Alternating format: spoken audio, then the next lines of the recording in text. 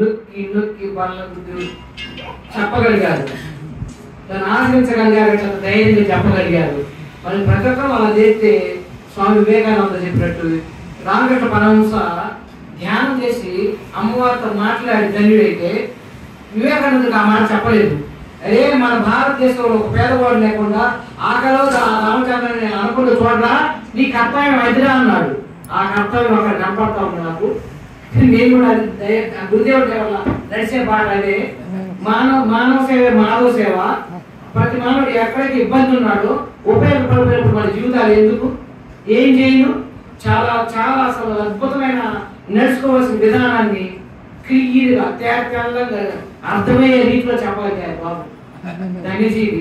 అలాగే అమ్మ ఇప్పుడు నేను చెప్తున్నా, ఒక బాబు ఇద్దరు అంటే మామూలు చోటు నేను ఆశ్రయించేది ఇప్పుడు అంటే చెప్పాల్సి వచ్చింది కాబట్టి చూద్దాం, అది చెప్పాల్సిన అవసరం లేదు. ఇప్పుడు ఒక బాబు ఉన్నాడు, చాలా పేదరికంలో ఉన్నాడు, పాపను చదివించుకోలేక ఆపేశాడు. ఇప్పుడు బాబు ఫ్రీ సీట్ వచ్చింది కానీ 25 ఏళ్ళు కట్టాలి, వాడు చదువుకోవడానికి కంప్యూటర్ కావాలి, డబ్బులు చదువు ఆపే స్థితి వచ్చింది. ఏం చేయాలి? ఇప్పుడు దాకా వాళ్ళ చదువులకి వాళ్ళు నివాసం ఉండడానికి అద్దెలకి అన్ని నేనే చూసుకుంటూ అవుతున్నా. నాకు వచ్చేది నెలకు అద్దెలు 30,000 అవుతాయి. 3 రూపాయలు దాచుకోవడం నా చేత కాదు. ఇలాంటి మంచి పనులు మాత్రం ఉపయోగపడతా, ఇలాంటి మంచి పనులు ఉపయోగపడతా. ఇప్పుడు నేను ఇలాగ ఈ అమ్మతో చెప్పాను, ఈ అబ్బాయి చెప్పకముందే ఆ బాబుకి ఇప్పుడు నేను కంప్యూటర్ కావాలంటే ముందు ఫీజు కట్టకపోతే 4 సంవత్సరాలు ఆపేస్తాను. నాకు అక్కడ డబ్బు లేదు, కారు 1 లక్ష రూపాయలు రిపేర్ వచ్చింది. ఇప్పుడు నేను 2 గాజులు బ్యాంకులో పెట్టి ఆ పిల్లవాడిని చదివిస్తానని ఇందాక అమ్మతో చెప్పాను. చదువు ఆగిపోకూడదు, వాడు వడ్డీ పడతాడు, చిన్నవాడు వాళ్ళ తల్లిదండ్రులు పోషించుకుంటాడు. మరి 4 సాయం అయితే నేను గాజు పెట్టే సమయం రాదు. మరి ఆ గాజు వినిపించుకొని నేను ఎంత బాధపడాలి? పిల్లల్ని ఎంతాకని ఏమని అడిగేది? చెప్తున్నా, ఇప్పటికే కొన్ని లక్షలు ఇచ్చాను నేను చేశాను. ఈ పనులకు బిడ్డలు కూడా చిన్నప్పటి నుంచి ఇదే మార్గంలో విన్నారు, ఇదే మార్గంలో పెరిగారు. చిన్నప్పటి నుంచి మంచి మంచి రామాయణ భారత భాగవతాలు విన్నారు. ఒక తూలీకను పట్టుకుంటే పిలిచేదాన్ని చిన్నపిల్లలప్పుడు.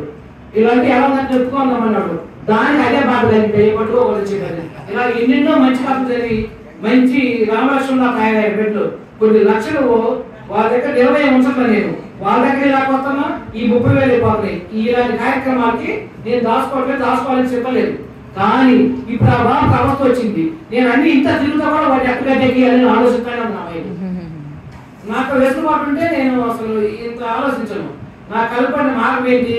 ఉన్న బంగారం గాజులు బ్యాంకులో పెట్టి వాడికి అర్జెంట్ ఫీజు కట్టడం అనుకున్నాను. అక్కడ లేవు కాబట్టి ఉంటే లోపలి తీసిచ్చేత ఇలా మంచిగా చేస్తే వాళ్ళు బాగుపడతారు, వాళ్ళ అమ్మ నన్ను బతికిస్తాడు. ఇట్లా కొంతమంది జీవితాలు బాగుపడతాయమ్మా.